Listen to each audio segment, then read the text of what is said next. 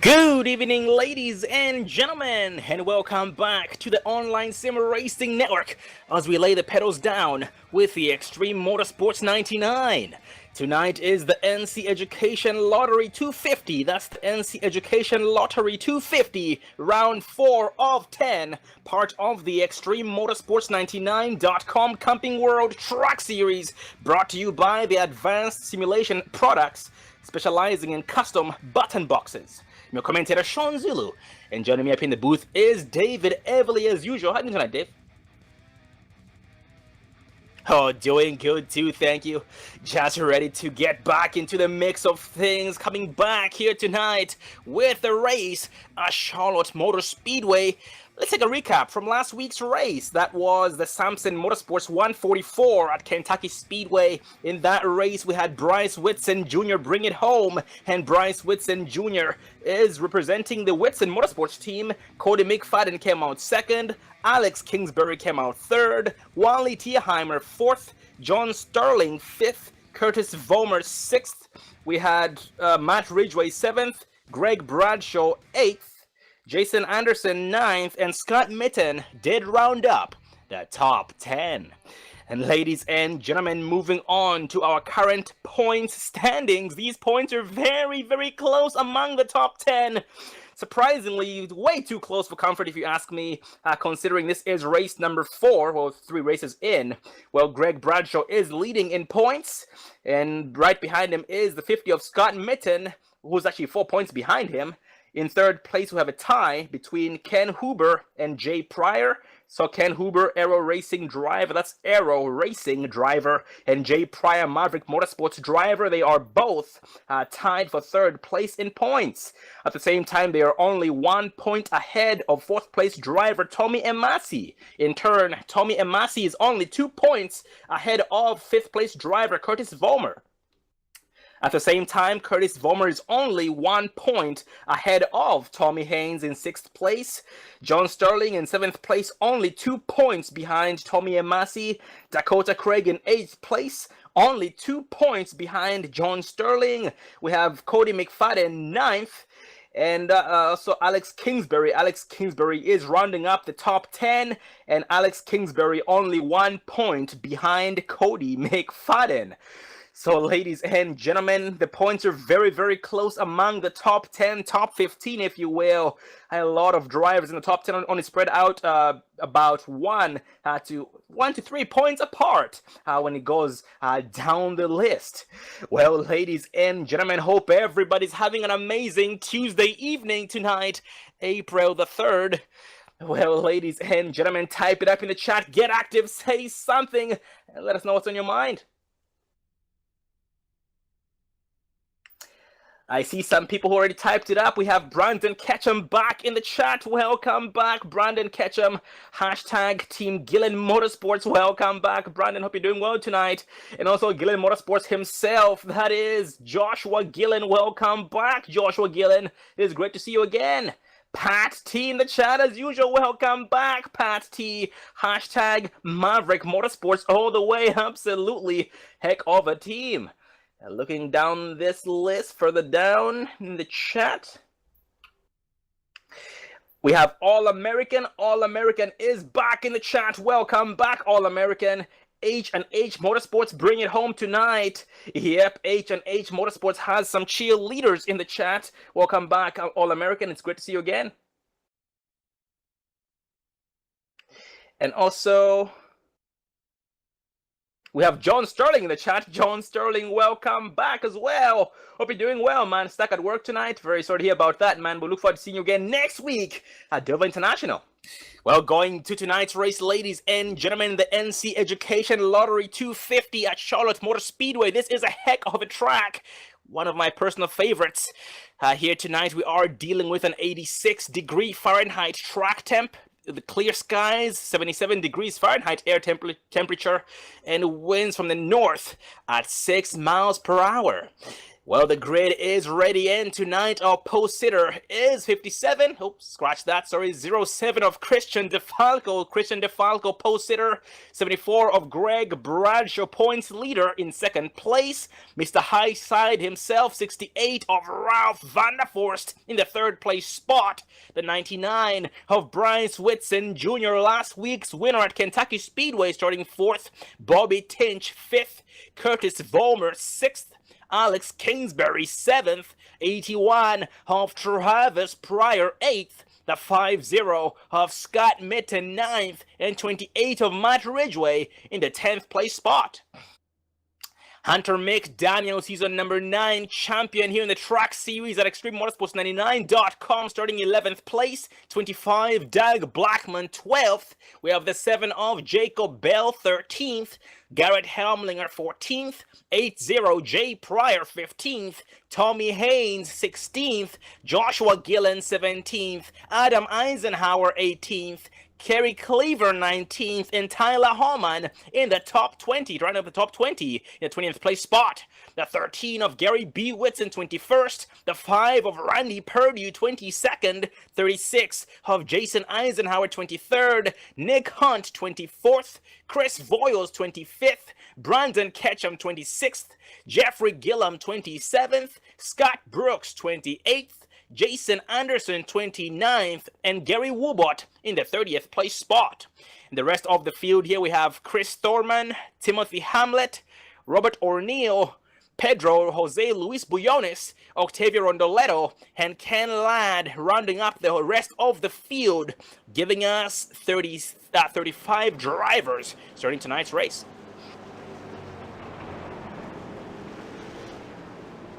Well, we are now rolling, ladies and gentlemen, being led by the post sitter, the 07 of Christian DeFalco.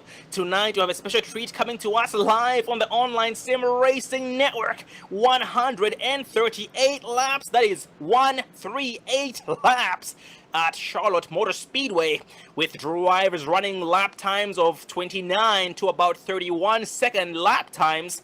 Well, that was redundant, but 29 to 31-second lap times, pretty much, depending on tire wear. So a lot needs to be done by these drivers, and this track does eat up these tires. So the drivers have to be smart if they choose, or if they plan on being here to the very end. Exiting turn 4, going green for the first time this time around. Turn number 4, pace car dips off, and DeFalco holding pace speed. The green flag is out. Nope, the green flag flies delayed a little bit, but DeFalco gets a great jump against the rest of the field, and the green flag is now out. Lap number 1 of the NC Education Lottery 250, round 4 of 10. ExtremeMotorsports99.com Camping World Truck Series Season 10, brought to you by the Advanced Simulation Products, specializing in custom button boxes.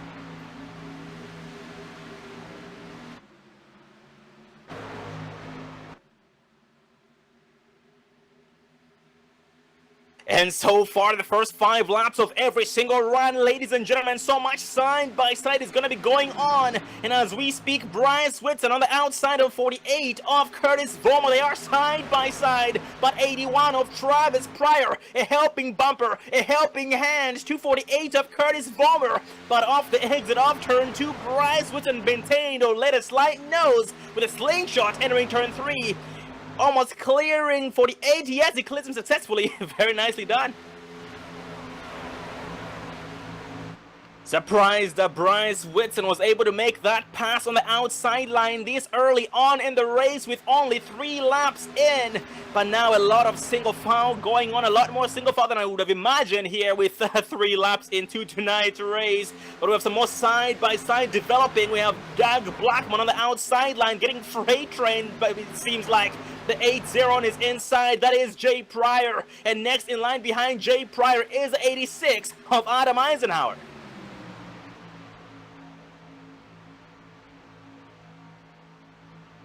A big cluster has been formed here in about 17th place. Adam Eisenhower, Jay Pryor, Doug Blackman, Tommy Haynes, and Jacob Bell.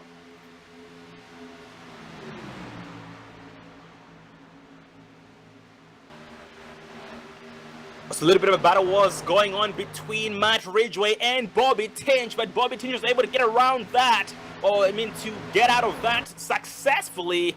And so far now, the 28 of Ridgway getting challenged now by the 5-0 of Scott Mitten.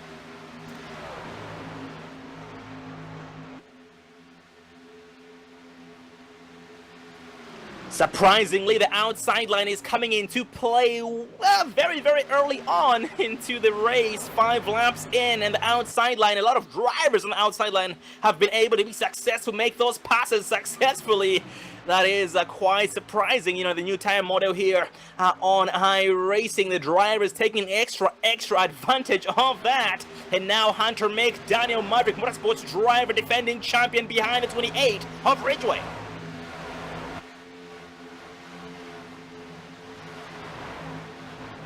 Hunter McDaniel being challenged by the 3 of Garrett Helmlinger. Garrett Helmlinger on the outside line with some draft hair from the 28 of Ridgway.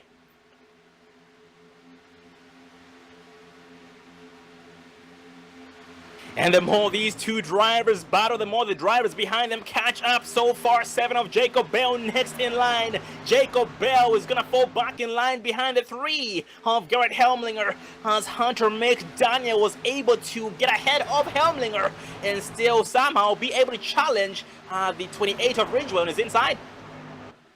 In this case, on his outside, I should say.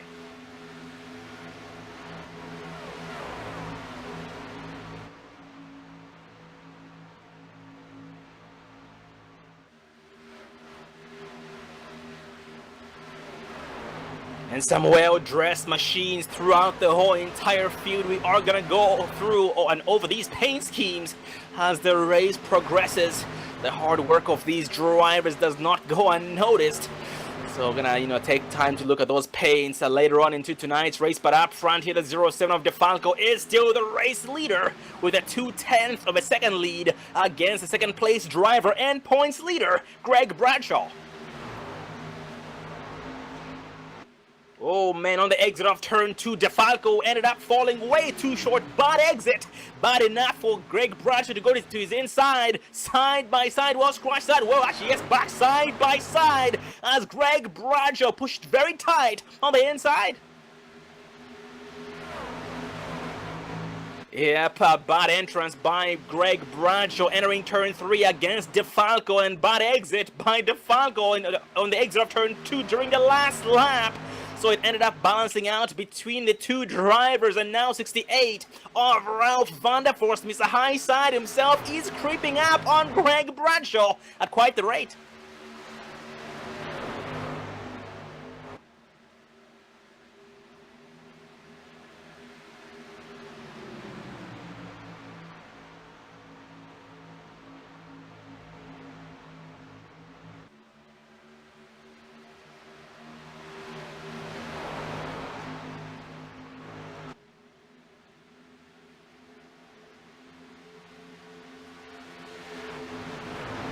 And ladies and gentlemen, this is round number 4 of 10.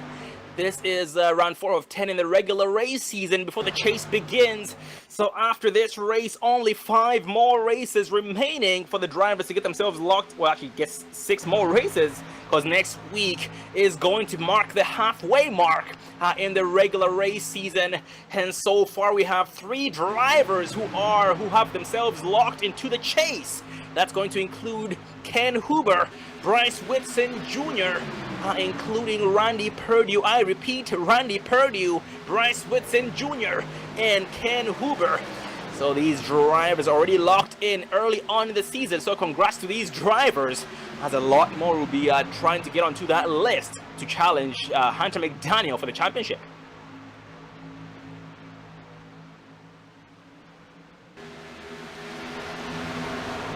Well, with 13 laps in, I see a lot of drivers having some serious difficulty with these machines. The tires are now gone. Well, in this case, I should say the tires are not as good as they were in the beginning of the race. And 48 of Curtis Vollmer is one of those victims to these tires. And as a result, he is losing time left and right against the leaders up front, Christian DeFalco and Greg Bradshaw. Seems like Curtis Vollmer has seemed to have backed up he's backing up his turn entries to counter that and try and save those tires or save whatever he might have left with 14 laps in. Yeah, that's one thing about this track, Sean. For about the first 10 laps, you can run it with the pedal to the floor, but after that, man, these tires really start wearing, and you really got to back up these turns as the run goes on. Oh, absolutely, and as the race progresses, we'll be seeing a lot of drivers changing up these race lines, because with the tires going away, like you talked about, different lanes do come into play. Or basically, some drivers get more comfortable with different lanes as the race progresses, but whoever drives some side-by-side going on up front, that was between Bryce Whitson and Travis Pryor, and Travis Pryor was the odd man out. He got overtaken by Bryce Whitson and now being challenged by 72 of Alex Kingsbury.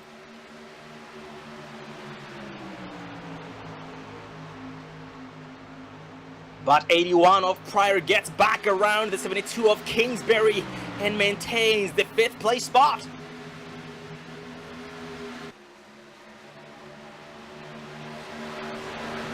And the 80 Jay Pryor in the 11th place spot is getting overtaken by his teammate Hunter McDaniel. Got passed successfully by him. And now Jay Pryor has 28 of Matt Ridgway in his rear view, but Ridgway is being challenged by the 7 of Jacob Bell.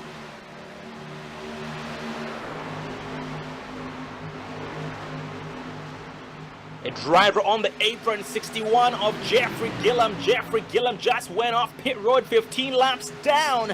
He did end up missing the start, unfortunately, but hopefully he's able to get most of his laps back before the race is over.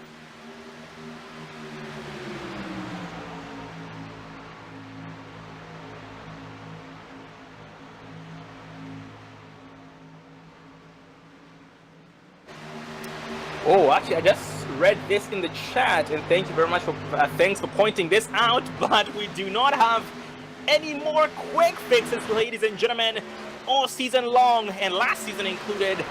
The track series always had one quick fix, one fast repair, one backup truck. But in tonight's race, no quick fixes, no fast repairs. So with that said, ladies and gentlemen, this is the only truck, or basically everybody has only one truck, and once that one truck is done, their race just might be over.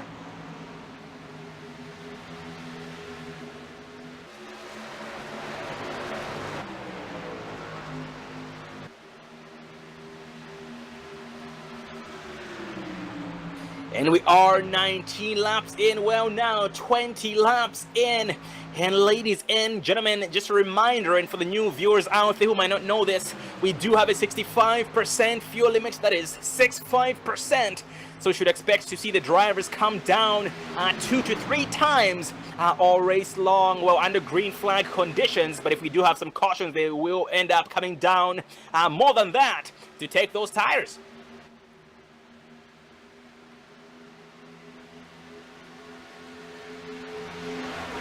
For the back in the pack, 28 of Matt Ridgway behind the 86 of Adam Eisenhower. Adam Eisenhower following the 7 of Jacob Bell. Hunter McDaniel on the outside of Jacob Bell. Side by side they go off turn number 2. They almost make contact. Oh man, that was almost ugly, but nice save by Hunter McDaniel. Still green flag racing. They almost exchanged some serious paint the inside, ladies and gentlemen, when side by side is not the place to be. Everybody seems to be pushing tight. As a result, Jacob Bell is forced to lift.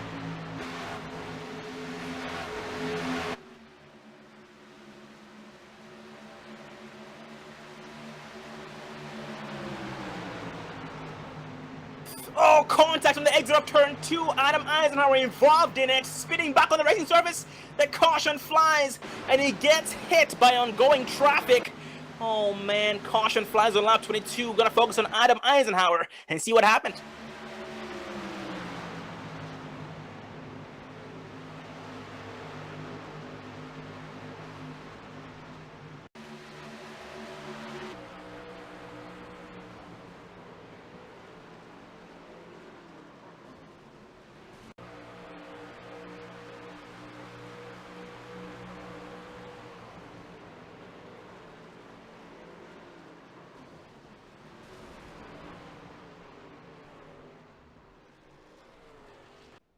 Oh man, yeah, that was not a pretty sight whatsoever.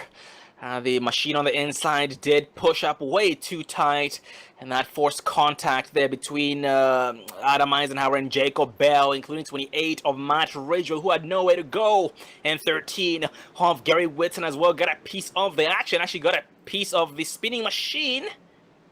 Actually, he just might be good. Yeah, Gary Whitson was somehow able to go through that successfully. But going back up front, we are being led down pit road by Christian DeFalco and the rest of the field right behind.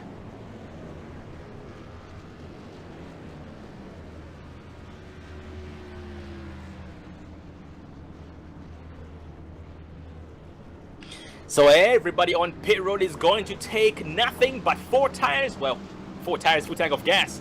Because, you know, 2 tires not the best way to go with the green flag runs we've been expecting, and we've had a long green flag run already, 22 laps of green flag racing. And some bad news, ladies and gentlemen, 86 of Adam Eisenhower has retired for the evening early on with 22 laps in after his machine got trashed on the exit of turn 2 after the contact, and having no backup truck, unfortunately. But look forward to seeing Adam Eisenhower back again next week for Dover International Speedway, the Bar Harbor 170, round 5, halfway in the regular season.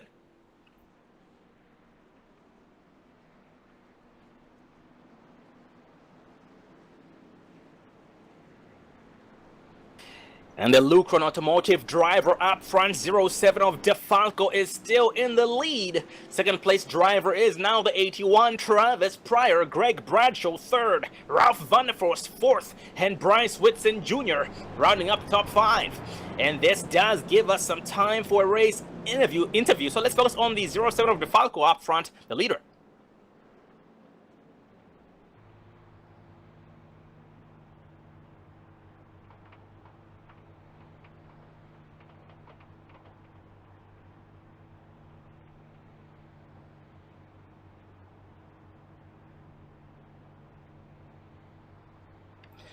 Well, ladies and gentlemen, we joined up in the booth by the 07 of DeFalco, Lucron Automotive driver.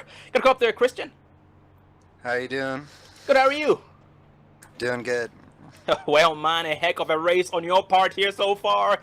You did qualify on the pole and have led every single lap since. And man, the tires seem to not be anyone's best friend out there. How are you handling the situation? We're handling it good. The Lucron truck's driving well tonight. Oh man, that's amazing to hear. And you know, with the way the machine's been handling and with the way you've been seeing your competition behind you, where do you see yourself on lap 138? We'll have to see, but hopefully in the same spot I'm in now. Oh, copy that, brother.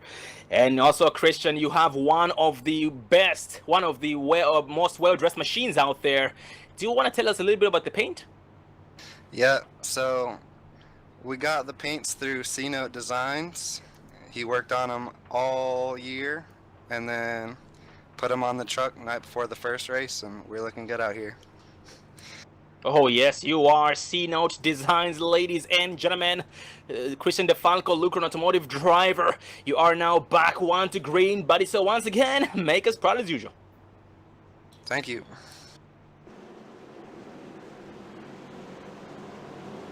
And that was Christian DeFalco, Lucron Automotive driver and the leader, with his 2 teammates here tonight, Jamie Ronagan and Alex Kingsbury. But we are now going green behind the pace car as we speak.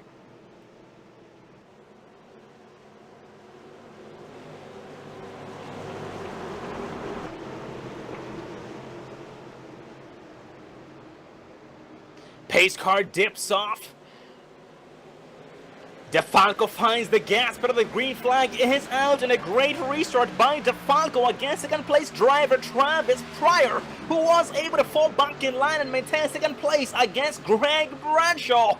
And Greg Bradshaw falls back in line as well as third place in line. Mr. Highside himself, Ralph Vanderforst, is under fire from the 59. Sorry, that's going to be the 99 of Bryce Whitson.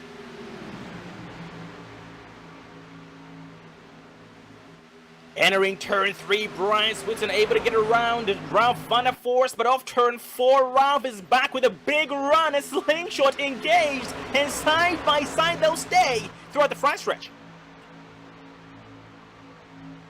Keep in mind, ladies and gentlemen, once again, the first 5 laps of every single run, these drivers have the most grip. So with that said, everybody will be trying to take while they can, because as you had seen in that long first 22 lap run we just had in the beginning, a lot of single file took place past lap number 7 on tires. And as we spoke there, Ralph was able to get around the 99 of Bryce Whitson Jr. and maintain 5th place.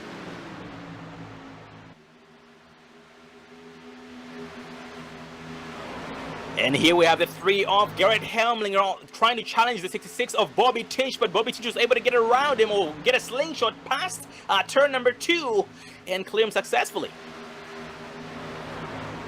And 17 of Tommy Haynes. Tommy Haynes here, the Gillen Motorsports driver in the Advanced Simulation Products.com Toyota Tundra. Very, very well dressed machine in 11th place.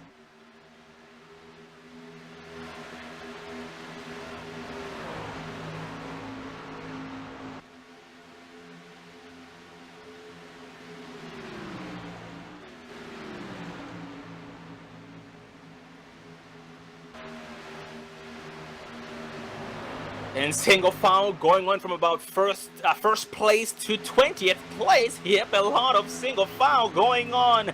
And here we have 37 of Pedro Jose Luis Buyones in the 20th place spot behind 35 of Octavio Rondoletto. I haven't spoken much of these 2 drivers, if any, but they have been keeping a low profile, just pretty much trying to take while they can, trying to just buy their time, get used to these machines, because the track is changing with every single lap, and so is the handling of the machines.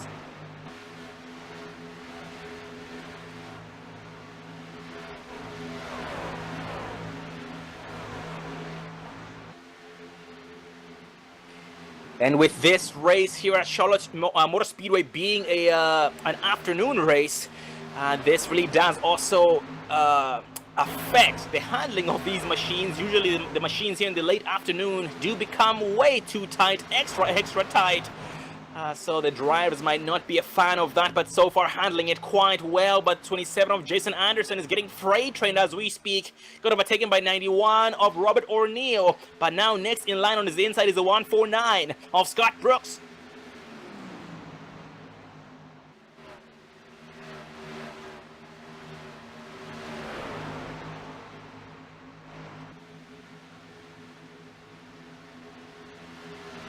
Scott Brooks to the inside, Jason Anderson to the outside, entering turn 3. Scott Brooks is pushing up tight. He has no choice but to let off the gas to avoid causing trouble. Off the exit of turn 4, slingshot engaged by Jason Anderson against Brooks, but they still stay side by side, entering turn 1.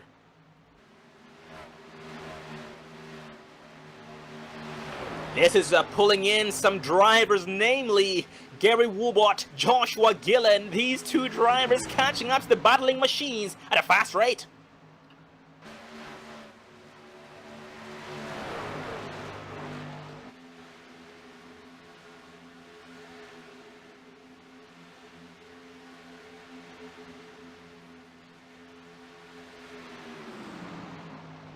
And going for the up front, the 7 of Jacob Bell, getting around 71 of Chris Thorman successfully.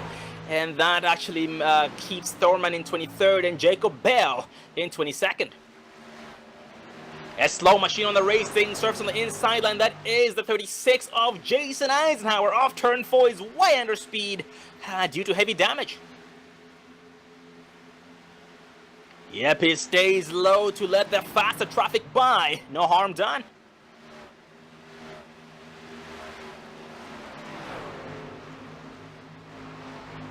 And keep in mind, ladies and gentlemen, the drivers do have 1 drop week. That's 1 drop week here in the regular race season, but no drop weeks in the Chase Series. So 1 drop week in the regular race season, which means their worst race will not count against them because it's not going to count, and that's a very good thing.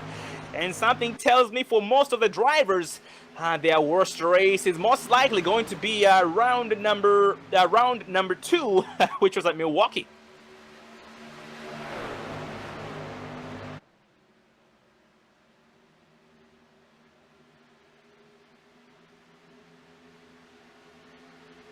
And going back up front, we have the 8-0 of Jay Pryor in a cluster. Oh man, he has appeared to check up big time as a slow machine on the outside line. 28 of Matt Ridgway under speed on the outside line in the AR-15 Chevy Silverado. He lets everybody by, and Matt Ridgway just went one lap down first. Driver one lap down first, and only one driver one lap down for that matter, in desperate need of a caution so he can be able to get the lucky dog.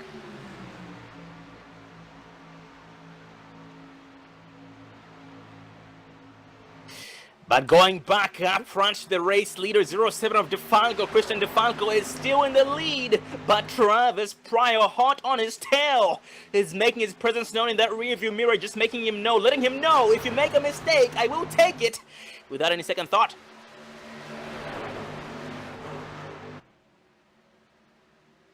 And Greg Bradshaw as well is in this mix. So at this point, we have the top 5 drivers: Christian DeFalco, Travis Pryor, Greg Bradshaw, Curtis Vollmer, and Ralph Vanderforst within a second of each other.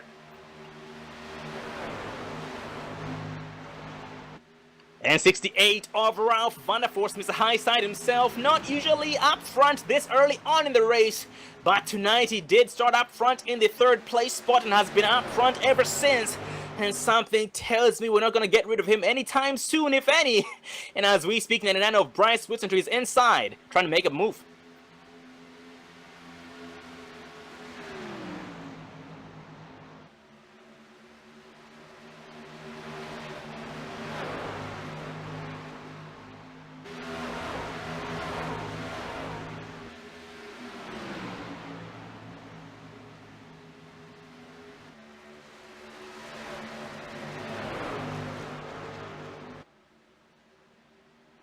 And 72 of Alex Kingsbury as well in this mix between 99 of Whitson Jr. and Ralph Vanderforst. And so, oh no, Alex gets stuck into the wall by the exit, by the entrance of turn number 1 and spot out. No harm done. Well, some harm was done. All speed on momentum lost by Kingsbury, in one spot to go with it by the 50 of Scott Mitten. And as we speak now, Alex Kingsbury is trying to play catch-up, trying to recover from his mistake.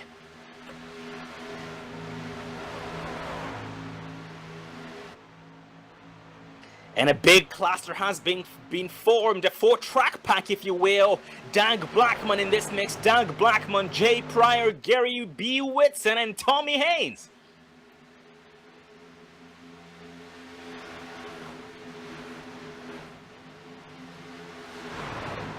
13 of Whitson is trying to break the cluster, or break the pack, and he goes to the inside of Tommy Haynes and gets around him successfully on the exit of turn 4. But Tommy Haynes has not had enough. He's going back to the outside to try and make a move against Gary Whitson and take back what's rightfully his.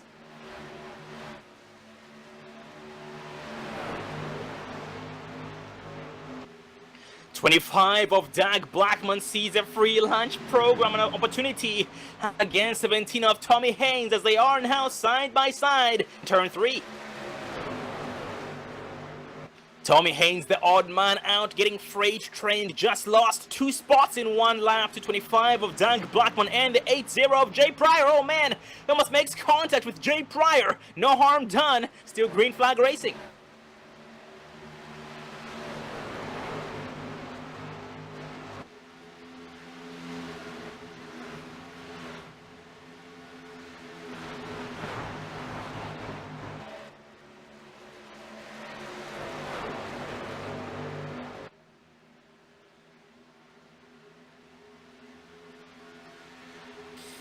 And the drivers now have 23 laps since their last pit stop.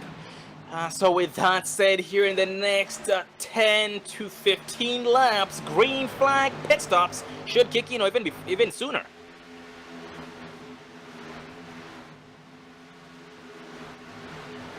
But going back up front, but after the race lead between DeFalco and Travis Pryor side by side. We have DeFalco on the outside line, Travis Pryor on the inside lane, and Greg Bradshaw just watching the battle from his shotgun seat and trying to figure out which way to go.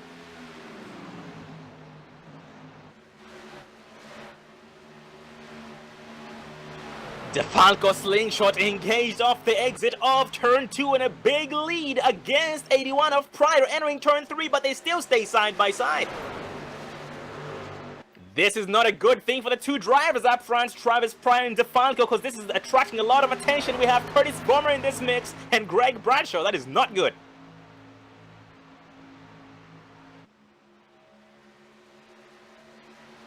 So Greg Bradshaw assisting the 07 of DeFalco on the outside, and Vollmer on the inside behind Travis Pryor. Actually able to go back down single file, in their respectful positions.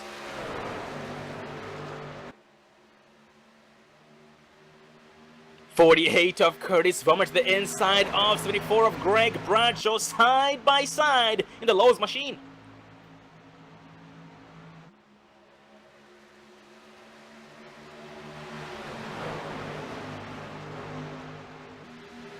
On the exit of turn number 2, Curtis Vollmer was not able to make that pass, unfortunately, due to him pushing very tight on the inside and being forced to lift extra. But now we have Bobby Tinch, Alex Kingsbury. We also have Ralph van der Forst in the mix coming up to the leaders up front.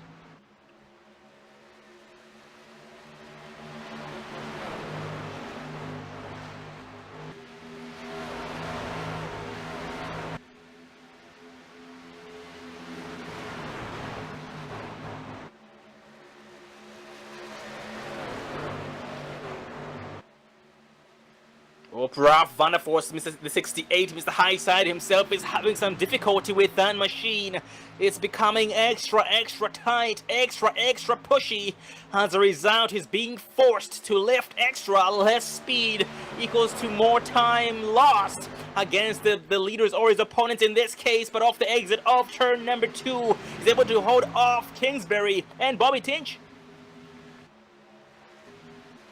And some more bad news, we've lost one more driver, 36 of Jason Eisenhower. We look forward to seeing him too back next week at Dover International.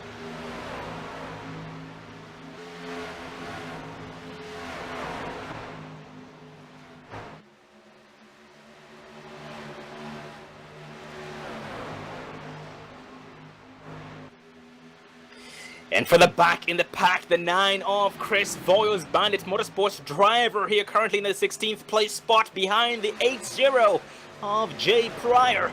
Haven't spoken much of Chris Voiles, if any, but he has been keeping a low profile tonight. He did start in a 25th place spot and currently 16th.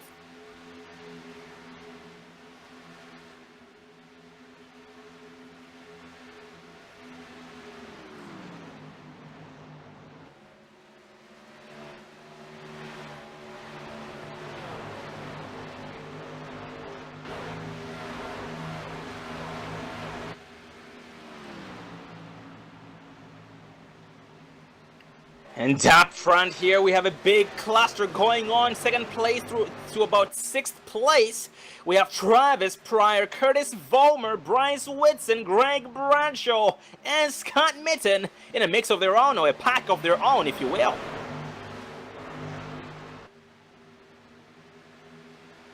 But the more side-by-side these guys go... Oh, contact between Scott Mitten and 75, Greg Bradshaw.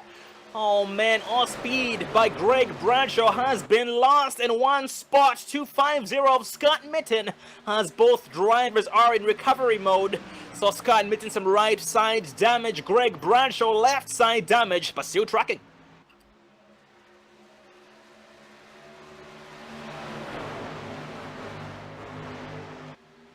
And up front for second place, we have a battle between Travis Pryor and Curtis Vollmer, but they end up going back single file. Travis Pryor maintains second place and Vollmer in third.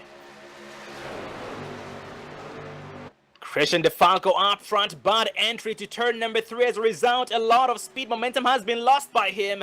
and is inside occupied by 81 of Pryor. One man's mistake is another man's benefit. So with that said, everybody just benefits. Pretty much everybody here looks forward to their opponent's mistakes, and as we saw right there between DeFalco and Pryor, one came out positively and one negatively, and so far we have a first lead change here. Travis Pryor on lap 57. Yeah, 83 laps to go. I mean, we still got at least maybe 1 or 2 more pit stops to go, so we'll see how this is going. It's been a really good race so far. 56 laps, only 1 caution. 82 laps to go now here as Travis Pryor is leading the pack. Speaking of those pit stops, Dave, green flag pit stops on the way. Garrett Helmlinger, Brandon Ketchum, and Chris Thorman all down pit road, pitted in with 31 laps on their tires and tanks. With that said, green flag pit stops about to start kicking in with every single lap to come. So fingers crossed for that. The question remains, when will the leaders pit in? 91 of Robert O'Neill going down pit road. Tim Hamlet on pit road. That's Timothy Hamlet on pit road, and Randy Perdue.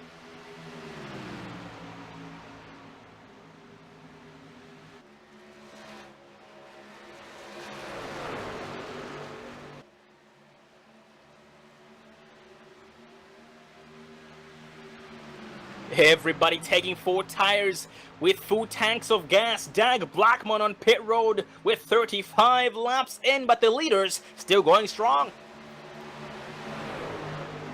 And the leaders up front catching up to the 28 of Matt Ridgway. Unfortunately, Matt Ridgway already 1 lap down, going to be going down 1 more lap to be put down to 2 laps down if they get around him for the pit in.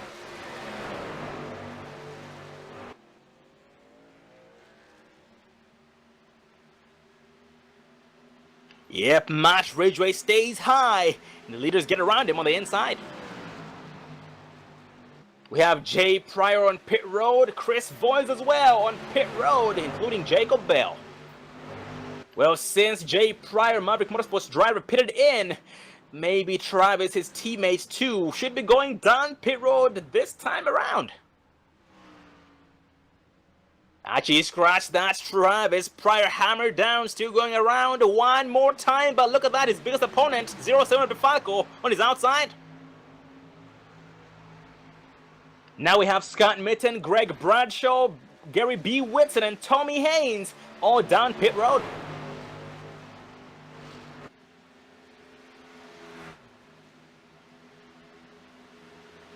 With how close the top 4 drivers are up front, they most likely will try and run these tanks dry.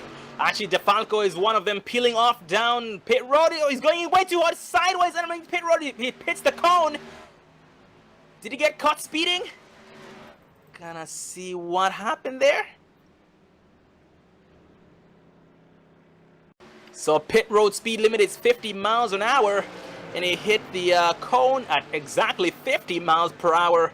So if he did not get caught speeding, he should be, well, he didn't get caught speeding in this case, but he most likely got an unsafe pit entrance penalty.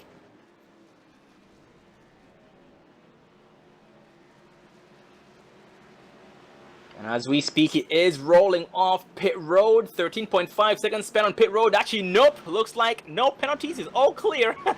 So great job by DeFalco. And up front, Travis Pryor. Oh, contact! Travis into the wall.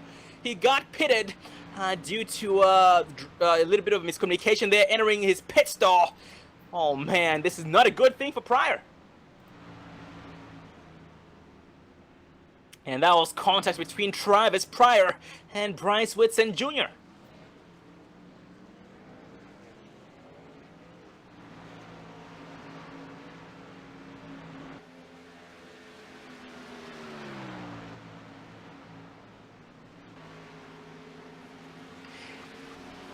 And here so far, everybody has pitted in. Yes, the first round of green flag pit stops have come and gone. Alex Kingsbury here is the last driver on pit road as we speak. Well, ladies and gentlemen, with 63 laps in and 76 laps left to take our first commercial break of the evening, we'll be right back, so please stay tuned.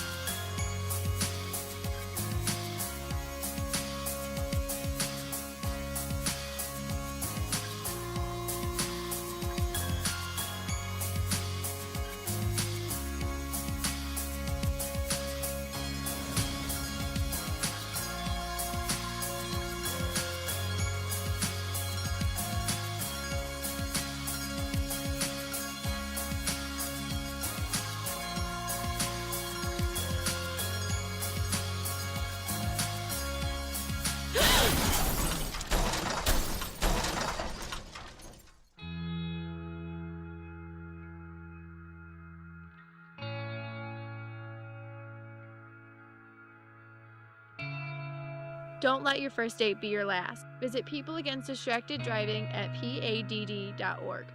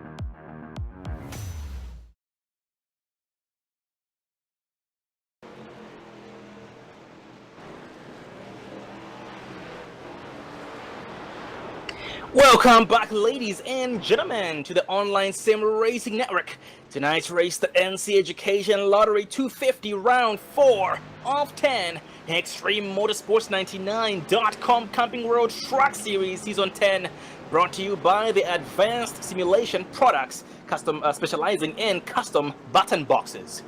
Well, we are under caution, ladies and gentlemen. This one involving 3 trucks, 3 drivers: Jacob Bell, Tommy Haynes, and Scott Brooks. Looks like everybody else was able to get around that unscathed, thankfully.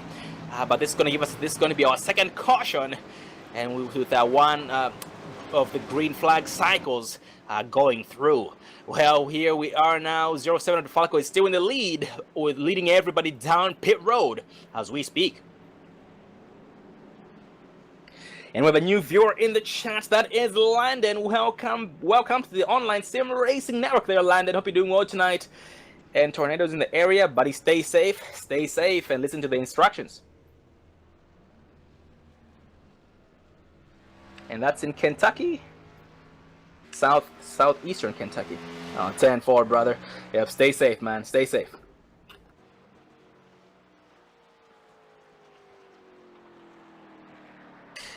Christian DeFalco was able to lead on and off pit road. Coming out behind him is Gary Whitson. Bryce Whitson Jr. third. Oh. I just scratched that. Curtis Vollmer third. And Bryce Whitson fourth. Doug Blackman fifth, rounding up the top 5.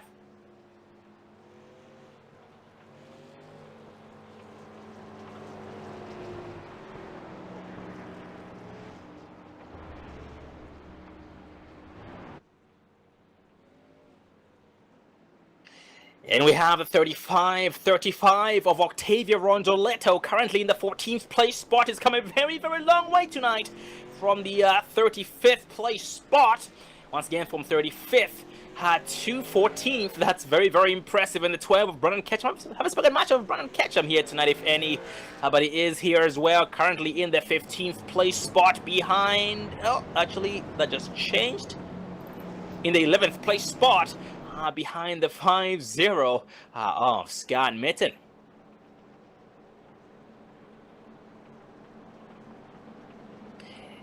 And behind the pace car, we have 72 of Alex Kingsbury. Alex Kingsbury was the final driver to pit in for the first round of green flag pit stops.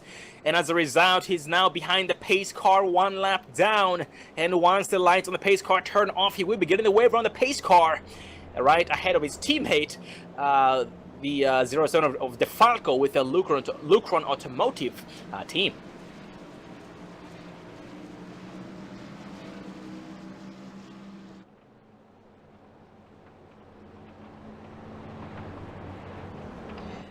We have Insomniac87. Welcome to the Online Sim Racing Network there, Insomniac. Hope you're doing well tonight.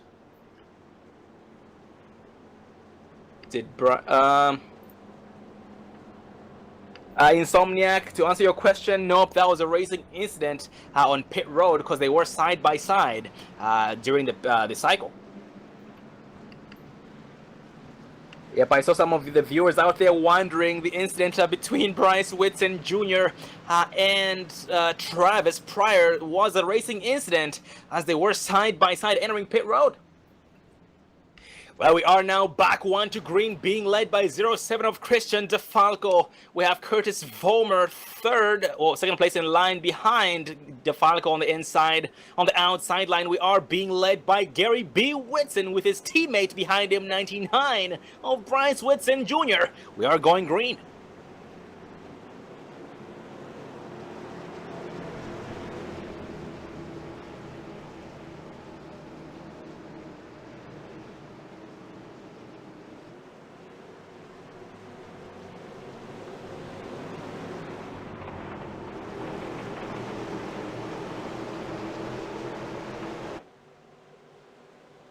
Exiting turn 4 as we speak, the pace car dips off. DeFalco still holding. Pace speed defines the gas pedal. The green flag is out. Great restart by DeFalco against second place driver Bryce Whitson, or Gary B. Whitson, and he falls back in line to secure second place against Curtis Vollmer and leaves his teammate out on the outside line, Bryce Whitson, who is trying his best to get around 48 of Curtis Vollmer as we speak.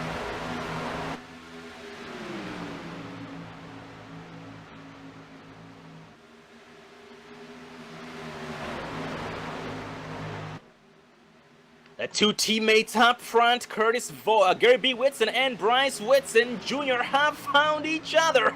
Ladies and gentlemen, a special treat coming to you live on the Online Sim Racing Network. Turn up those engines, turn up those volume sounds, crank it up, Cam. Enjoy.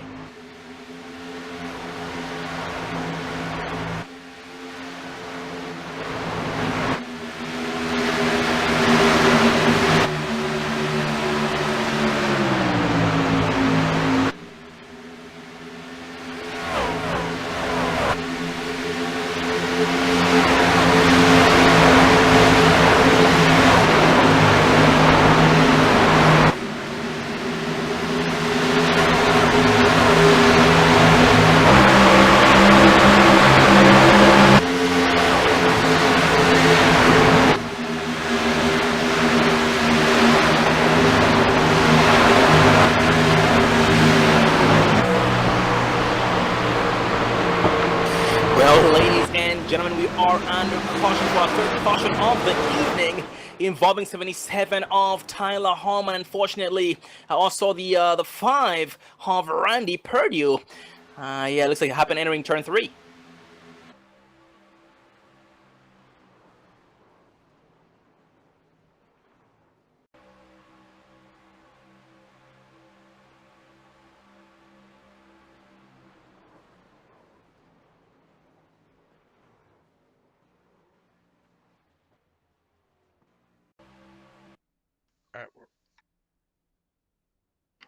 That was very, very unfortunate for both drivers involved in that incident.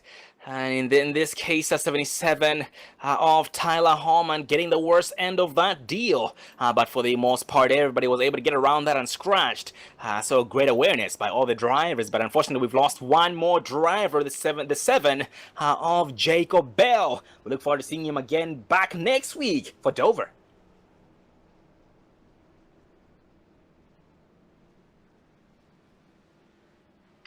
Going back up front, we are being led by 07 of Christian DeFalco, Bryce Whitson Jr. second, Curtis Vollmer third, Octavio Rondoletto, man, he's coming a long way. Octavio Rondoletto from 35th place to 4th place, gaining 31 spots overall. Very impressive with 80 laps in. Doug Blackman 5th. And we have a driver getting the way around the pace car, the lucky dog. That is the 149 of Scott Brooks.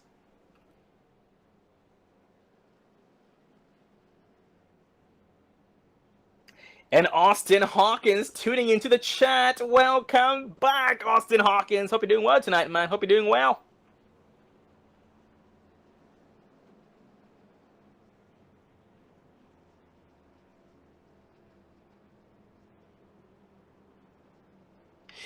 And this does definitely give us some time for a race interview. So let's focus on the 25 of Doug Blackman.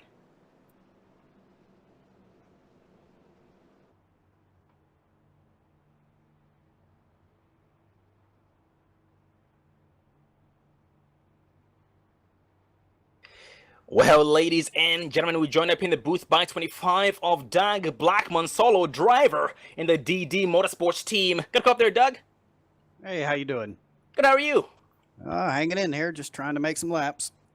Oh, I hear you, man. And you know, we haven't seen much of you up front, but then you've been able to keep a low profile, keep that machine clean, and have been headed the right direction ever since. But how's the machine been handling tonight so far? That's pretty good. Had a little altercation with somebody back there, rubbed their bumper on that, so I don't know if I got any damage on the front end, but it seems to be handling fine still, so we'll just take it as far as it goes. Oh, copy that, man. Yeah, inspecting your machine, the damage does not seem to be there. Yeah, I'm not seeing any damage on it, but yeah, it could be just a few scratches that I'm not really seeing, but you know, you're doing good despite that. And Doug, man, you have one of the best, most well-dressed machines out there with the Doug design on the rear end. Want to talk a little bit about that? Yeah, that's just a company that I have. I do vehicle wraps, signage, and channel letters. Pretty much anything in the advertisement market I can handle. Oh, copy that. So with that said, how can people get a hold of you for those that are interested in your services? They can find me on Facebook if they look for Doug Design. There's two of them on there. One of them is mine, and I don't know who the heck the other one is. I guess they're copying me or something. But yeah, you can find me on there, or just for Doug Blackman on Facebook. 10-4, ladies and gentlemen, that's Doug Design on Facebook, or look for Doug Blackman on Facebook to get a hold of him. Well, you are now back one to green, Doug. Well, you're gonna be, we look forward to seeing you 4 spots higher in the next few laps. Make us proud as usual. Stay alive. Yep, roger that. Thank you. That was DD Motorsports driver Doug Blackman, Doug Design machine, well dressed. Currently in the 5th place spot after starting in the 12th place position. We are now going green this time around.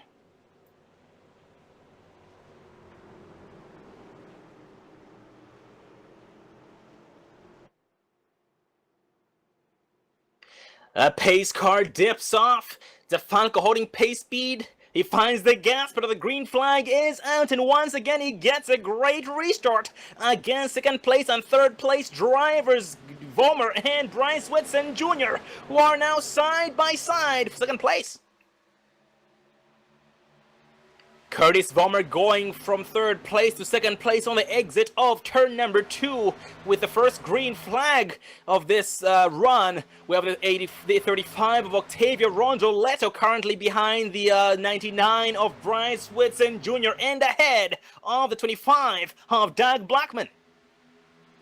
Well, ladies and gentlemen, our previous Crank It Up cam was cut short. So here goes round 2. Turn up the engines, enjoy the show.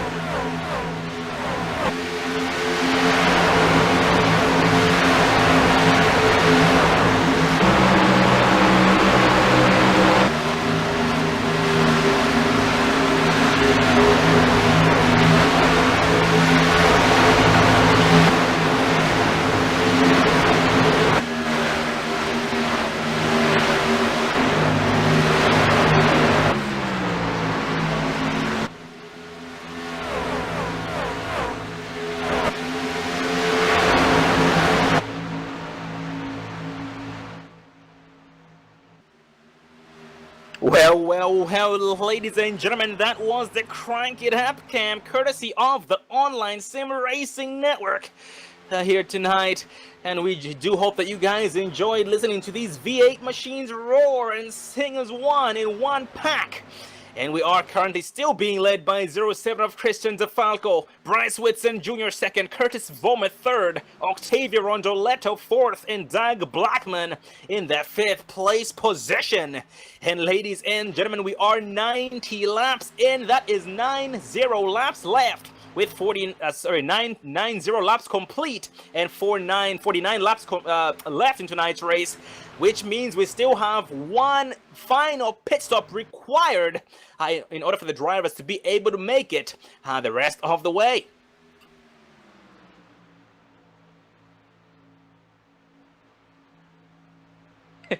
And a new viewer tuning into the chat, that is Cahill145. Welcome back to the Online Sim Racing Network. There, Cahill. Hope you're doing well tonight. And nope, Joe White is not here tonight. We also have Dirty Max 77. Welcome back, Dirty Max 77. Stream looks good. Number 77. Oh, all right. Good to see you there again, man. Hope you're doing well tonight.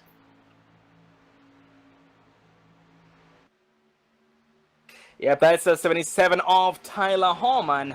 Unfortunately, had an unfortunate end to his race, but man, we look forward to seeing you back again next week at Dover International.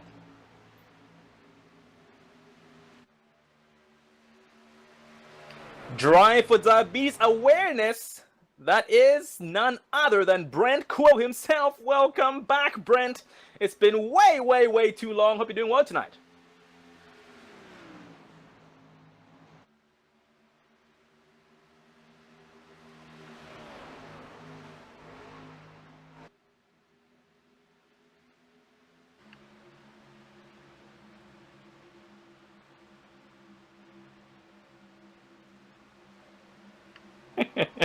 We got boys in the chat. Crank It Up Cam is not work friendly.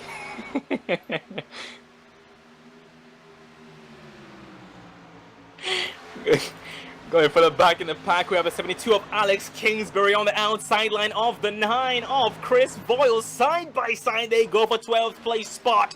And Alex Kingsbury just got his lap back for the green flag. And, oh man, almost made contact between the two drivers, but no harm done. But there, Chris Boyle was able to get around that successfully and stay ahead of Alex Kingsbury, who's pushing way too wide, entering the turn, but he's still able to control it off turn 4.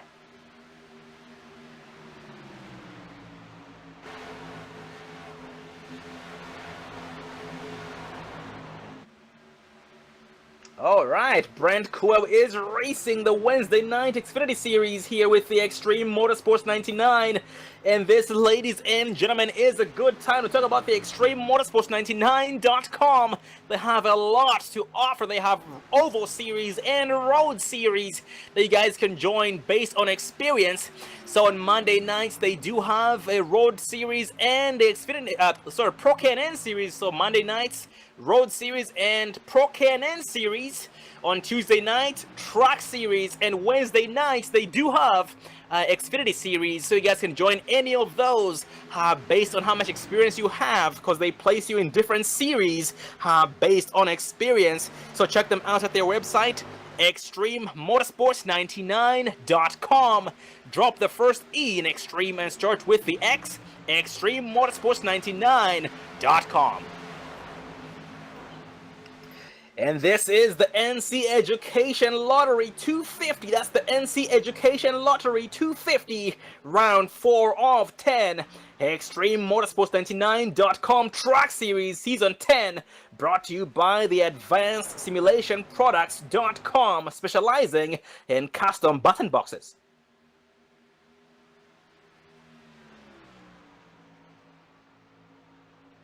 On the caution flies on lap number 97. We're going to back it up and see what happened. Oh man, that's going to involve the 74 of Greg Bradshaw here as we take a look to see if we can see exactly what happened. Oh, he got bumped from behind. The 13 is going to be involved. The 91 is on his lid. Let's take that back here and take a look. Oh, the 9 just did not see the checkup, gave him a bump, and around went to 74. But let's get on board with the 91 here. Let's go into the cockpit, because he is going around it on his lid here. Let's see if I can get it.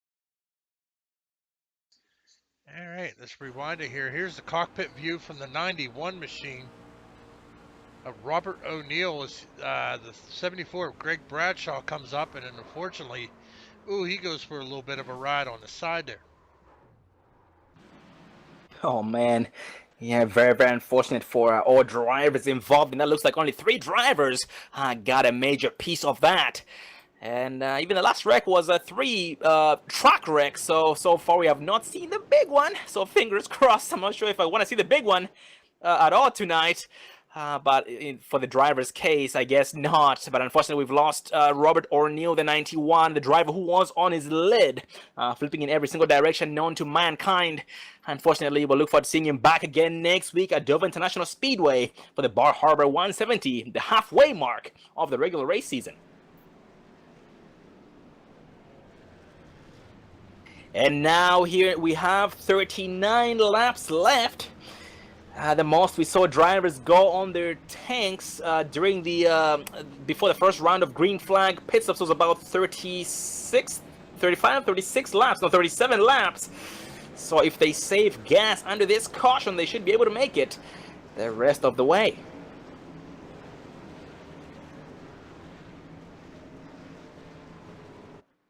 Well, I have to talk about it though, but right now, Travis Pryor, we saw him get in that incident on the green flag pit stop, spinning around down on pit road, dropping back to 20th. But take a look at Travis Pryor. He has jumped all the way up into 7th position.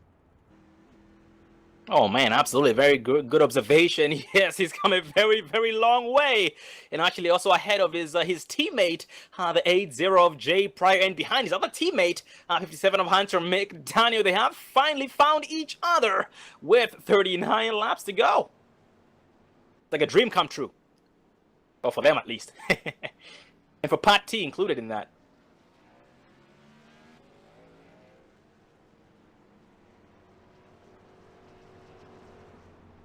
Ladies and gentlemen, the final 38 laps now.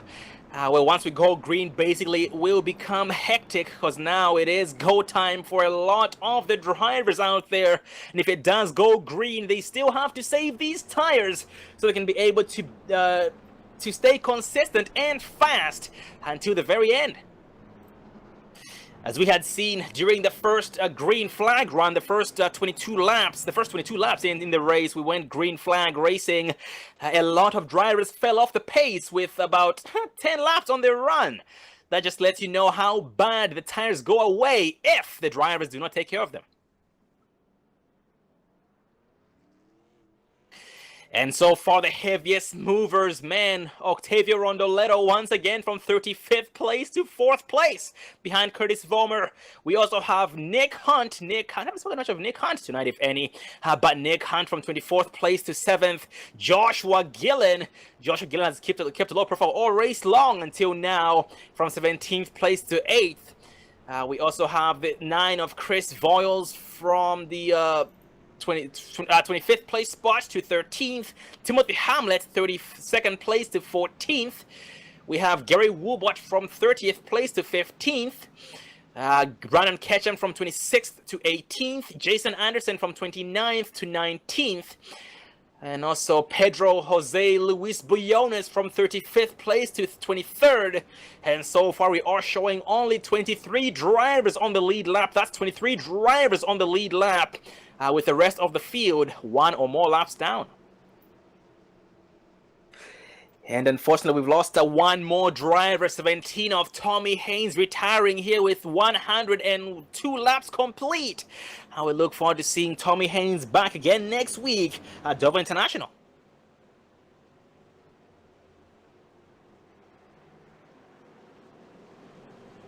We are back 1 to green, still being led by 07 of Christian DeFalco with the help of Curtis Vollmer on the inside. The outside line being led by 99 of Bryce Whitson Jr. with the help of Hunter McDaniel. Pace car dips off and DeFalco holding pace speed defines the gas pedal. The green flag is out and a great restart yet again by DeFalco against Bryce Whitson Jr. and 48 of Curtis Vollmer. We are green flag racing.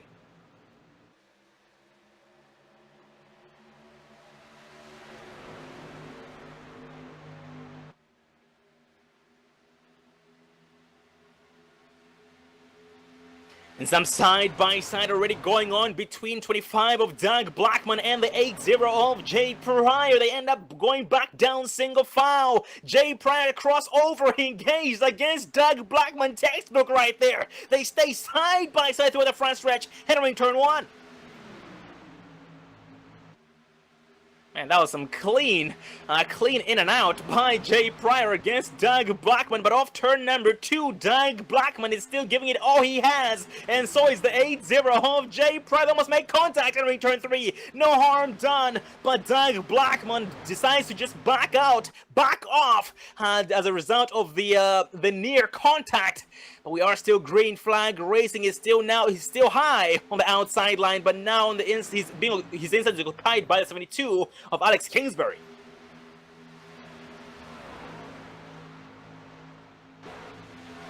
And off the exit of turn 2, Doug Blackman slingshot engaged in a drag race between him and Kingsbury, entering turn 3. And the outside line, ladies and gentlemen, is the place to be here this late in the race. The outside line is the place to be. Everybody on the inside line seems to be falling short, seems to be suffering. And as we spoke right there, Doug was able to get around the 72 of Kingsbury successfully with the power of the outside.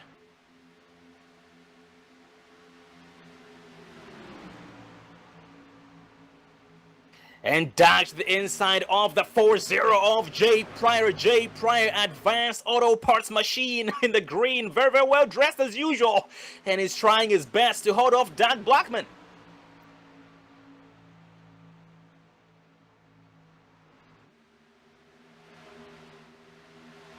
Kingsbury behind the 2 battling drivers is trying to decide which lane to go to. So far, he settles to the inside. He has no choice but to stay on the inside because his outside is now occupied by the 3 of Helmlinger.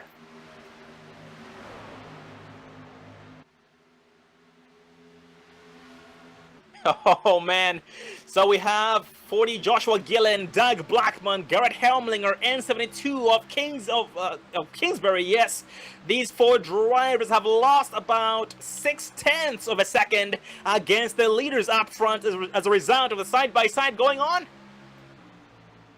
Just like we talked about, ladies and gentlemen, it is go time for a lot of these drivers. We now have 108 laps complete and 31 laps left.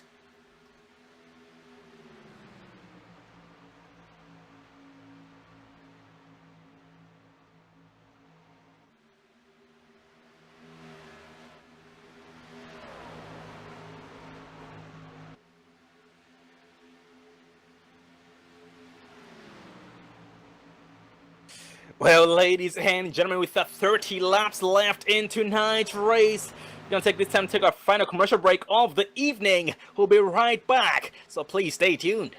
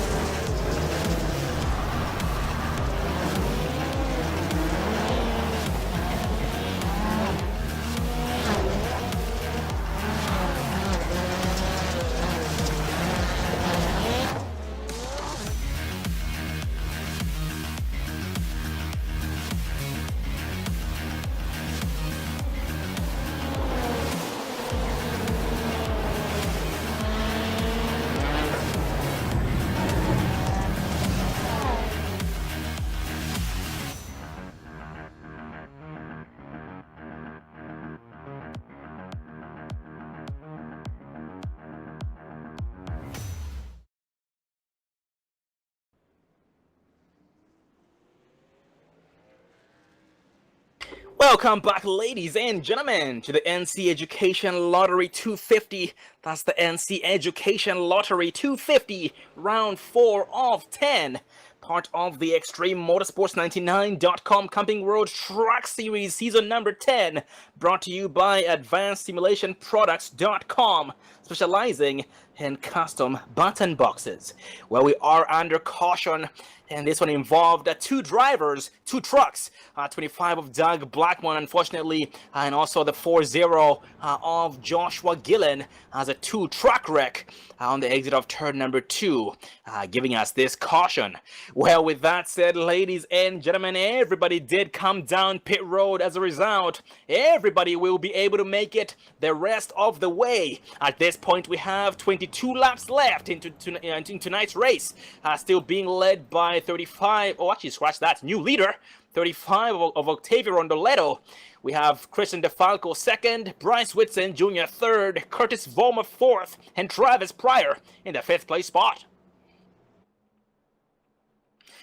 And an interesting fact, ladies and gentlemen, before the caution flew, well, before the drivers went down pit road, during this caution, Christian DeFalco was the leader. But Octavio Rondoletto, the new race leader, took 2 tires. He's the only driver in the whole entire field who took 2 tires during this pit stop and took over the race lead.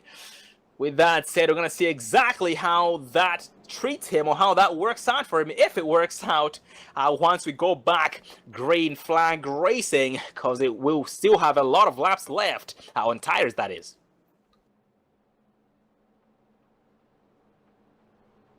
Ladies and gentlemen, thank you very much for tuning in tonight to the Online Sim Racing Network here tonight for round number 4 of the Extreme Motorsports 99.com Track Series.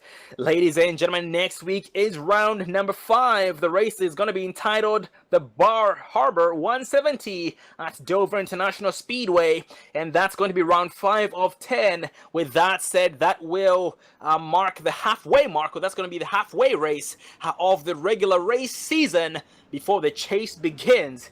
So with that said, it's going to be quite the game changer after next week's race, as most of these drivers just might end up and will end up finding 5th gear so they can be able to get themselves locked into the chase.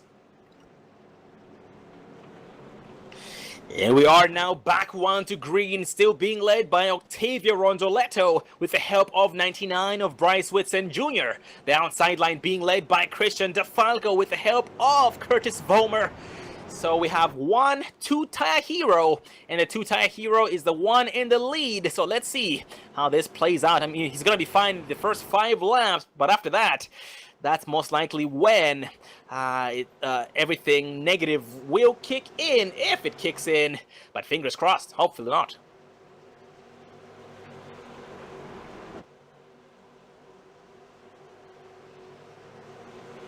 Pace car dips off, and 35 still holding. Paceby defines the gas pedal. The green flag is out. He gets a great restart against 2nd place driver Christian DeFalco. And we are now green flag racing. We have Bryce Whitson 3rd place in line on the inside of Curtis Vollmer, who is trying to fall back in line, or actually get up to speed and fall back in line. So avoid losing more spots, he goes to the inside of the 81 of Travis Pryor, side by side, entering turn 3. And Octavio goes sideways, entering turn number 3. Wow. Big red contact made between the wall and Bryce Whitson Jr. and the caution flies. Man, Bryce Whitson on his lead. 81 of Travis got a piece of the action. Doug Blackmon as well got a piece of the action. Let's back it up on Bryce Whitson and see what happened. Alright, so we're going to take a little closer look here, following Bryce Whitson, the 99 machine here. See if we can get a good look here. As we take a look, it looks like got a little squirty there behind Chris DeFalco, got into the wall, off the wall, down into Travis Pryor. They both go down on the pit road, and Bryce Whitson ends up on his lid there for his roof. But that's going to be really unfortunate for Bryce Whitson Jr. and Travis Pryor. Oh man, indeed. And we thought it was bad for Robert O'Neill, who was on his lid. But man, the contact between the wall and Bryce Whitson was quite great, but very unfortunate end for the evening for both Bryce Whitson Jr. and the 81 of Travis Pryor. Very, very unfortunate indeed. We look forward to seeing them back again next week, Dover International Speedway, because Bryce Whitson Jr. in his case, he actually blew his motor on impact with the wall. Going back up front, we are being led by a new leader, 07 of Christian DeFalco. We have Octavio Rondoletto second, Curtis Vollmer third, Nick Hunt fourth, and Alex Kingsbury in the 5th place spot. Oh, and a new viewer in the chat. Welcome back, John Marine. John Marine in the chat. Welcome back, buddy. Hope you're doing well tonight, man. Hope you're doing well. It's good to see you.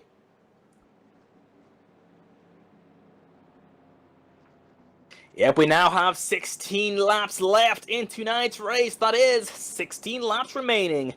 And also going back to what we were talking about before the green flag had flown, the 35 of Octavio Rondoletto being the only driver to take 2 tires during the last pit stop. He actually was sideways entering turn number 3, surprising, actually entering turn 4. The back end just snapped around, but he saved it, and that did cause a big checkup on the outside and even behind him actually, because everybody backed off to try and give him room to save it. But that was a heck of a save. We have Travis Pryor in the chat. Welcome back, Travis. It was a heck of a run on your part tonight, man. Don't get discouraged. We look forward to seeing you back again next week for Dover.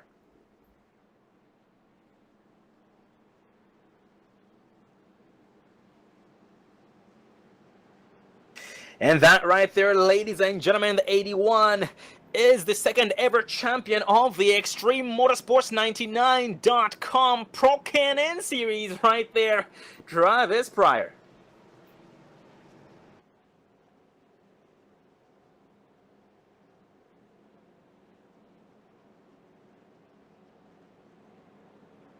And scanning this field, we have a new driver to the top 10, actually 2 new drivers to the top 10, namely Gary Woolbot from 30th place to 9th, and Timothy Hamlet from 32nd place to 10th place. Also not too far behind them, the 71 of, 71 of Chris Thorman from 31st place to 11th place, currently in 11th, so we have 9th, 10th, and 11th place drivers all from 30th place to 31st. Coincidence?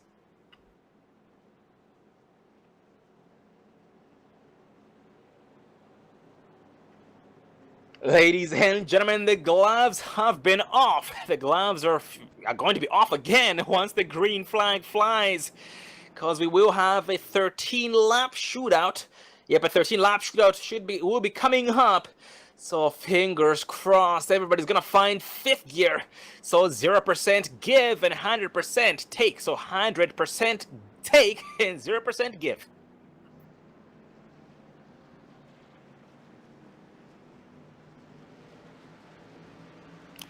Well, we are now back 1 to green, being led by 07 of Christian DeFalco, with the help of 48 of Curtis Vollmer. The outside line being led by Octavio Rondoletto, still a 2-tire hero, with the help of 00 of Nick Hunt. Nick Hunt coming out of nowhere, and is now here when it matters the most, gaining 20 spots this far.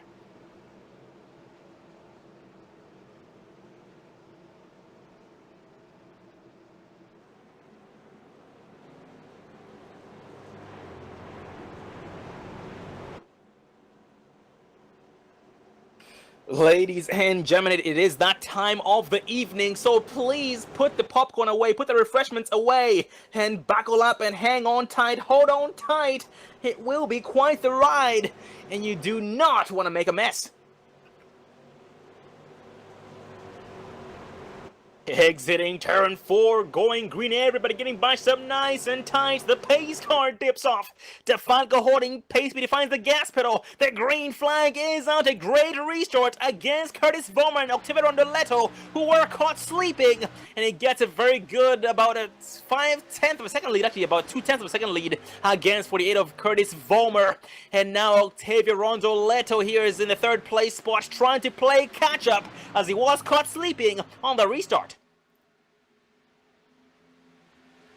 Garrett Helmlinger was on the apron, but no harm done. We are still green flag race. Actually, it was some bad, it was some contact between, oh yeah, we had some contact between 72 of Alex Kingsbury and Garrett Helmlinger, but somehow Kingsbury saved that and the green flag stayed out.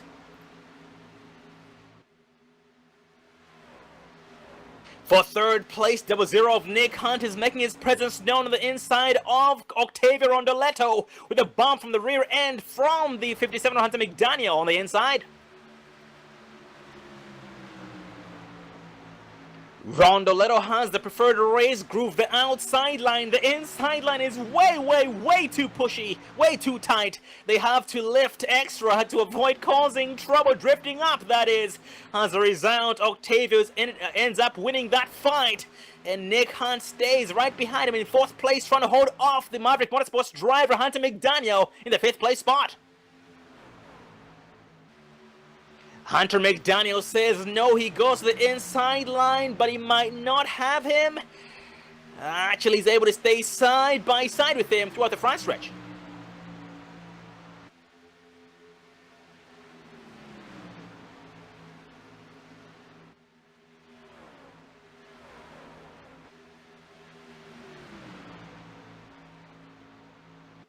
And ladies and gentlemen, we now have 10 laps to go. That is 10 laps remaining.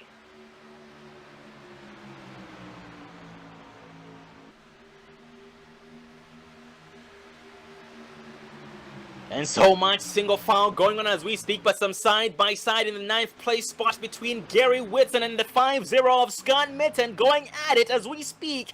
And right behind them is 49 of Timothy Hamlet, 11th place.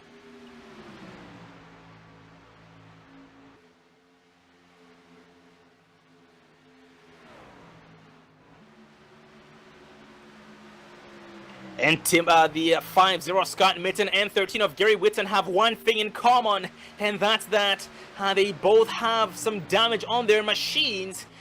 But the 49 of Timothy Hamlet behind does not have any damage whatsoever on that machine, and is currently trying to get around both drivers when he can. So one man's mistake is another man's benefit. One driver's mistake is another driver's benefit. So far everybody just hoping for the worst for each other. As bad as that sounds, it is true though.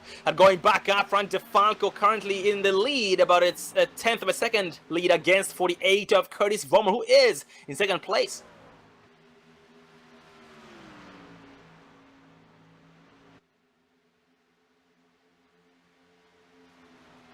Yep, a lot of single file going on as we speak, as drivers trying to catch each other. But up front here, Curtis Vollmer and DeFalco seem to be pulling out from the rest of the field. They are about 1.5 seconds ahead of third place driver Rondoletto. At the same time, they're about 1.7 seconds ahead of Hunter McDaniel and Nick Hunt. Oh, the 35 Rondoletto gets to the wall on the exit of turn number 2. Oh man, all speed momentum lost by Octavio, and one spot to go with it to the 57 of Hunter McDaniel. And this is a bad thing for the three drivers, Rondoletto, Nick Hunt, and Hunter McDaniel, as they all had to back it down, slow down drastically to give him room to save it.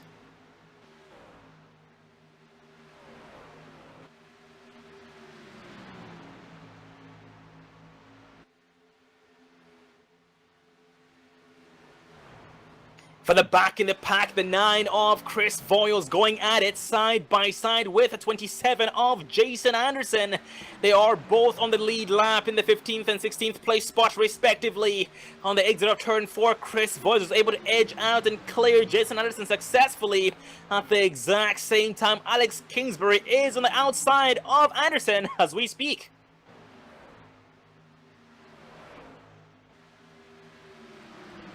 Kingsbury gets past the Anderson, and now his next victim being the 9 of Chris Voiles side by side, entering turn 3.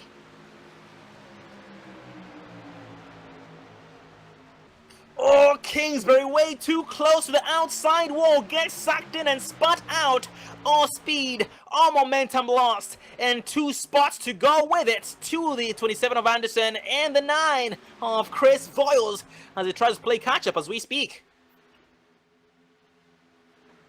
And going for the back up front, 71 of Chris Thorman going at it side by side with the 8-0 of Jay Pryor for 12th place.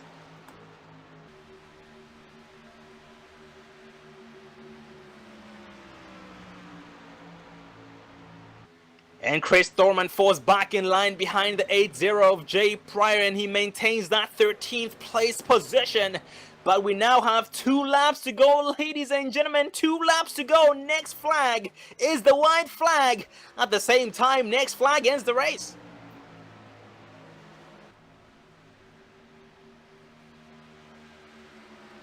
And the white flag is now out. White flag is out. Final lap of the evening.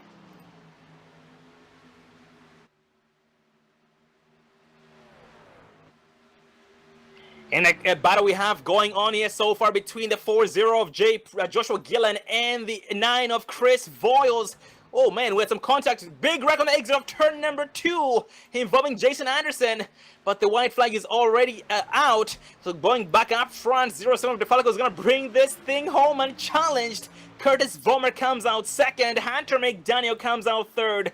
Octavio Rondoletto comes out fourth. And Nick Hunt in the 5th place position. Well, ladies and gentlemen, interviews coming up. Christian DeFalco, Curtis Vollmer, Hunter McDaniel, and Nick Hunt. So please stay tuned and hopefully we'll see a smoke show from the 07 of DeFalco race winner.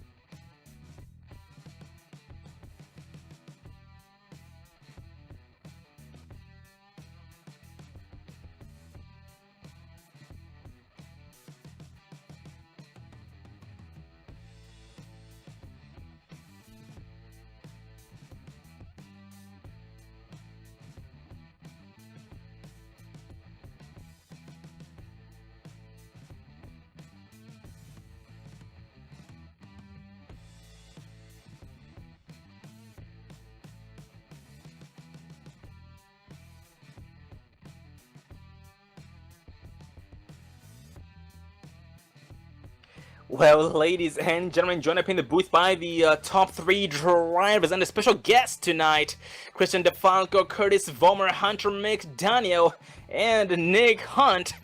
What a heck of a race by the drivers. Gonna start with tonight's race winner, 07 of Christian DeFalco, Luker Automotive driver. Gonna come up there, Christian, again. How are you? Well, buddy, you told us you were going to bring this thing home. You talked about how you had one of the best handling machines out there, and yes, you did. You led the most laps tonight, had some great success all race long. Tell us, man, what went into preparing for tonight's race? You know, I just came in here with the mindset of I'm going to do my best and practice for 30 minutes, and I guess it was enough. Oh, copy that. 30 minutes, man. Holy crap. That's amazing, and congrats on the success once again. But man, going to next week's track, Dover International Speedway, totally different beast. What do you think? Do you feel like you're gonna have to change your approach to that track, or do you feel like if you do what you did tonight, you should be successful? Yep, we're gonna have to put in some more practice there. It's a whole different ball game. Oh, copy that, brother. Well, congrats on the success here tonight at Charlotte Motor Speedway and locking yourself into this chase. Look forward to seeing you again next week at Dover International Speedway. Before I let you go in, final words. Yep, just like to thank Lucran Automotive, C-Note Designs, Mountain Dew, and everyone else on the track for racing me clean. And you guys for hosting the broadcast. Well, congrats on the success once again, buddy, and see you again on the exact same situation next week at Dover. Go celebrate, you earned it. See you next week. See ya. That was 07 of Christian DeFalco with the Lucran Automotive team. But next in line is the 48 of Curtis Vollmer, the Samson Motorsports driver. Gonna go up there, Curtis. 10-4, buddy. How you guys doing? Good, how are you? Good, good, good. First of all, let's send our condolences out to Dave and his family. You know, we're all thinking about him over here at Extreme. And yeah, it's good to be back here talking to you guys again. You know, it took a few races, but it's good to be here. Oh, absolutely, man. Yeah, congrats on the success here tonight. And last week after finishing in the sixth place spot behind John Sterling, and tonight, would you say was the what contributed to your success the most, basically tonight? Because it has seemed as though the other races didn't go as planned on your part. Yeah, the Samson Motorsports Lowe's Cobalt 48 was looking strong out there. All running that bottom line. She was hooked up again. I couldn't thank my crew chief enough for setting it up right. The Zach there, he's always got my back, and my spotter Dan, he guided me through there. We were trying to run down the 07. It just the tires were key tonight. They'd fall off, and everybody's go backwards, and we seemed to just still stay on there. So we had to made some good adjustments towards the end there.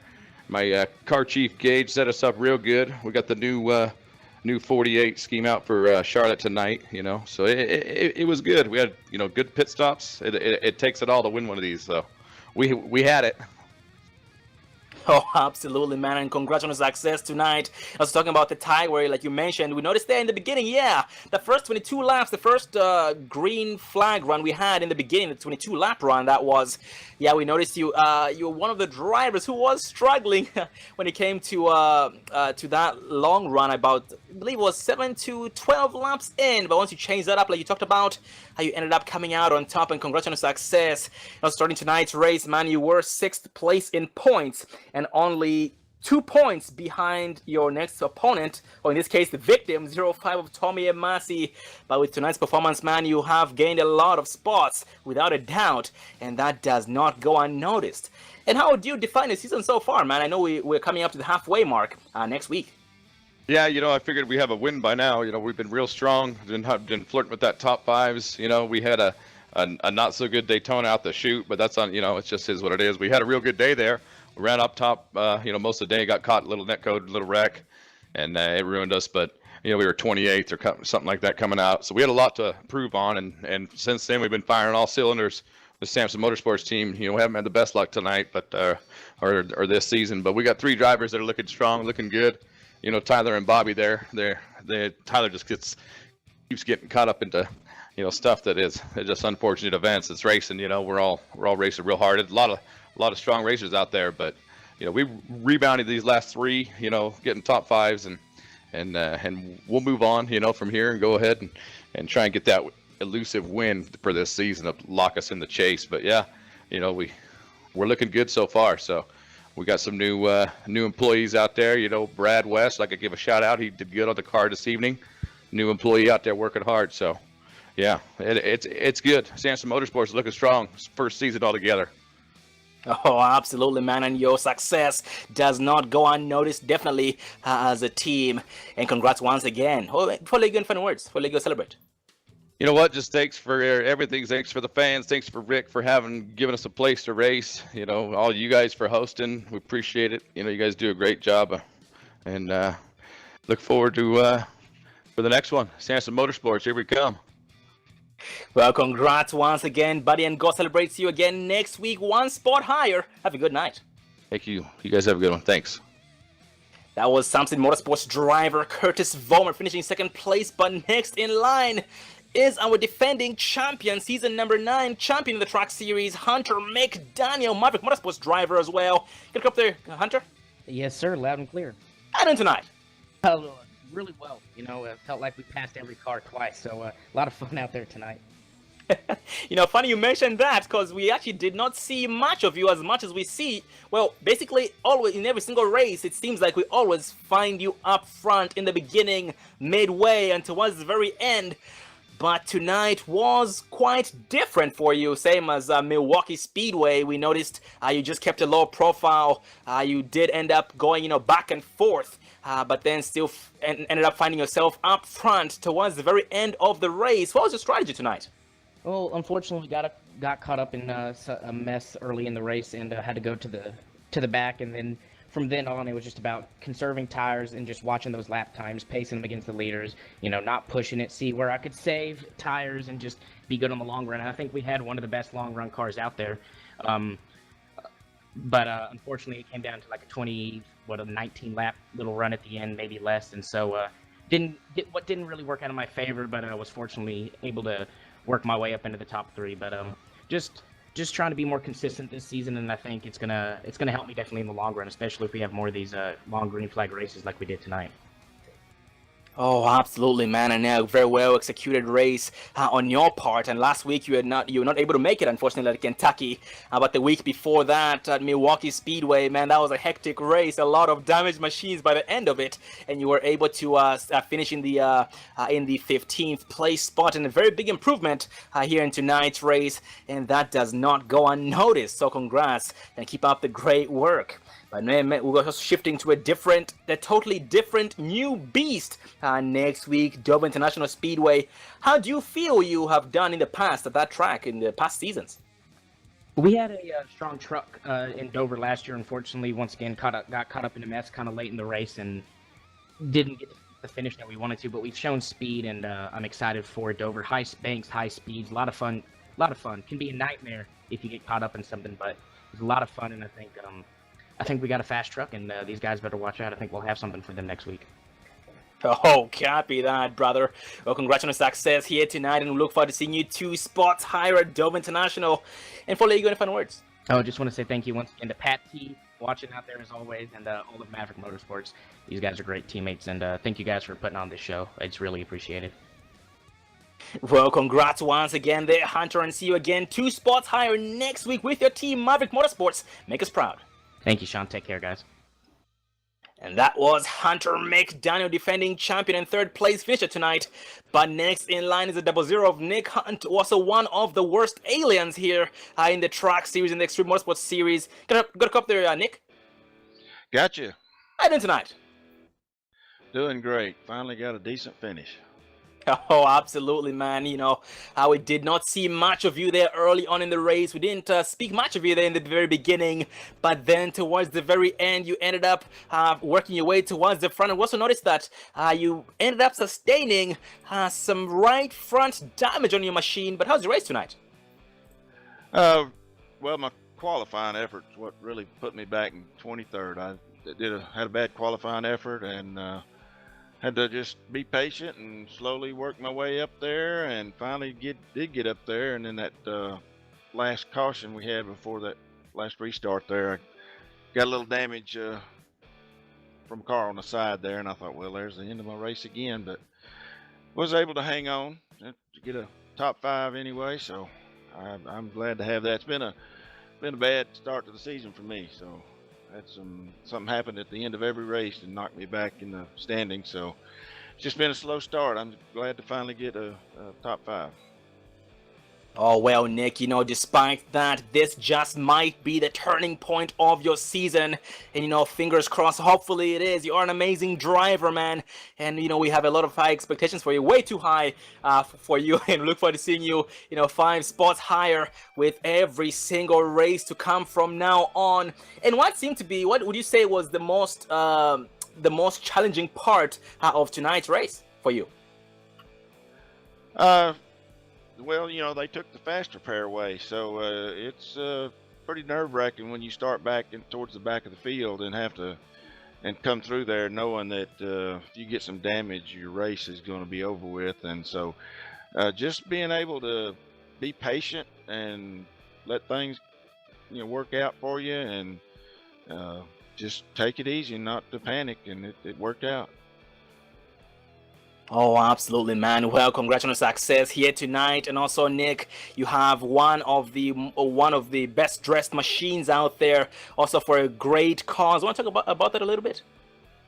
Yeah, it's a Phoenix Society. It's phoenix-society.org. It's for burn survivors. They do a lot of support for people who've had burn injuries, and they have a World Burn Congress every year. 800-900 people, burn survivors go to, and we had it in Dallas this past year. So it's a great group and organization for burn survivors and their families, and so I really encourage people to go look at that. It's phoenix-society.org, and it's a really great organization. Oh, absolutely. And ladies and gentlemen, once again, that's Phoenix-Society. Well, say it again, sorry. Yeah, phoenix-society.org. 10-4, brother. What an amazing thing you're doing there, running that paint scheme. And that Toyota Tundra looks amazing with every single week. And once again, buddy, congratulations on success here tonight. And this is definitely going to be your turning point in the season as we approach the halfway mark next week at Dublin International. So once again, look forward to seeing you 5 spots higher from now on. Oh, and Fanos, before I let you go. No, I just appreciate that. Finally get on here and get to talk about my sponsor a little bit and get a good finish. And I appreciate all y'all do. And Extreme Motorsports, just a great place to hang out and have a good time and do some good racing. So I appreciate everything everybody does. Well, congratulations on success here tonight, Nick, and see you again next week. Have a good night. Go celebrate. All right, thank you. And that was Performance Motorsports driver Nick Hunt. So we had Christian DeFalco, Lucron Automotive driver, Curtis Vollmer, Samson Motorsports driver, Hunter McDaniel, Maverick Motorsports driver, and Nick Hunt with the Performance Motorsports driver. That's first place, second place, third place, and fourth place, respectively. Well, ladies and gentlemen, thank you for tuning in here tonight on the Online Sim Racing Network for the NC Education Lottery 250, round 4 of 10, Extreme Motorsports 99.com Camping World Truck Series, Season 10, brought to you by the AdvancedSimulationProducts.com, specializing in custom button boxes. And thank you very much once again for tuning in. I am Sean Zulu, and David Evel behind the cameras. And Dave, any final thoughts? Yeah, it was a great race. Can't wait to see what happens next week. Absolutely, totally different beast. Also, ladies and gentlemen, be sure to tune in tomorrow night right here live on the Online Sim Racing Network as the Extreme Motorsports 99.com Xfinity Series goes races as well live on the Online Sim Racing Network with David Everly and Tana Sharp. I am Sean Zulu. And David Evel behind the cameras, and also landed in the chat, buddy. Stay safe out there. I heard about you talked about the your tornadoes, so please stay safe. Look forward to hearing from you soon. Hopefully tomorrow night in the Xfinity Series. Have a good night, everybody. Thanks for watching.